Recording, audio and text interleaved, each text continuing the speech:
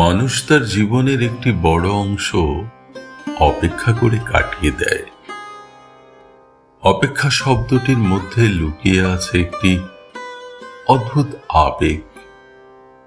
কখনো এটি হয়ে ওঠে ব্যাকুলতা, কখনো বা শান্ত ধৈর্যের প্রতিচ্ছবি।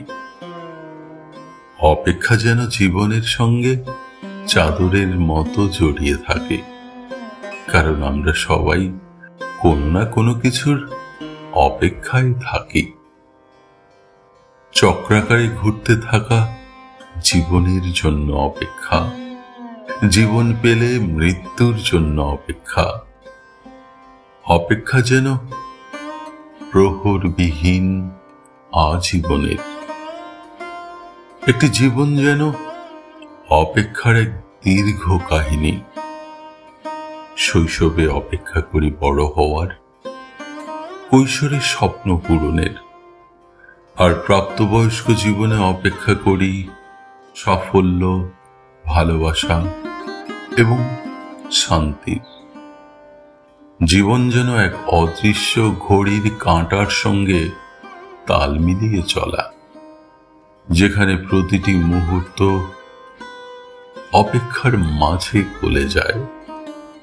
এই যেমন ভোরের সূর্য ওঠার অপেক্ষা, সূর্য ডোবার অপেক্ষা, সন্ধ্যা ঘনালে রাত নামার জন্য অপেক্ষা, গভীর রাতে অন্ধকারের ঘনত্ব বাড়লে আবার আলো দেখার অপেক্ষা, ভোরের পাখির ডাক শুনে একাকিত্ব থেকে বাঁচার অপেক্ষা।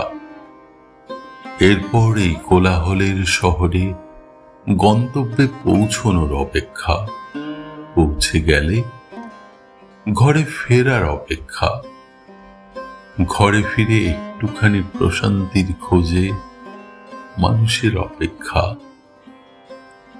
গ্রীষ্মের খরতাপে বর্ষার অপেক্ষা, বর্ষার কালো মেঘে ছেয়ে যাওয়া আকাশ দেখে শরতের শুভ্র নীল আকাশের অপেক্ষা, হেমন্তে পাতা ঝরার শব্দ শোনার অপেক্ষা, শীতের শেষে বসন্তের অপেক্ষা, প্রিয় মানুষের জন্য অপেক্ষা, আর প্রিয় থেকে অপ্রিয় হওয়ার অপেক্ষা, উপেক্ষার জন্য অপেক্ষা, ভালোবাসার জন্য অপেক্ষা, জীবনের সবটুকু আক্ষেপ ভুলে থাকার অপেক্ষা, স্মৃতিকে ভুলে যাওয়ার অপেক্ষা, অন্যদিকে আবার স্মৃতিকে আঁকড়ে ধরার অপেক্ষা। এমনি করে জীবনভর অপেক্ষা আর অপেক্ষা, শত বছরের অপেক্ষা। রাতের আকাশের চাঁদ, চাঁদের পাশে জল জল করে চলতে থাকা ধ্রুব তারা, নক্ষত্র, এই আকাশ, কিংবা নীরবে থাকা মহাকাশ, দক্ষিণ হাওয়ায় দুলতে থাকা সতেজ নিমের ডাল, সে ডালের পাতা। মানুষ যেন এসবের অপেক্ষায় থাকে। আসলে অপেক্ষাই মানুষকে বাঁচিয়ে রাখে, অথবা বাঁচায় আশায়, ভালোবাসায়। কবির ভাষায় বলতে গেলে,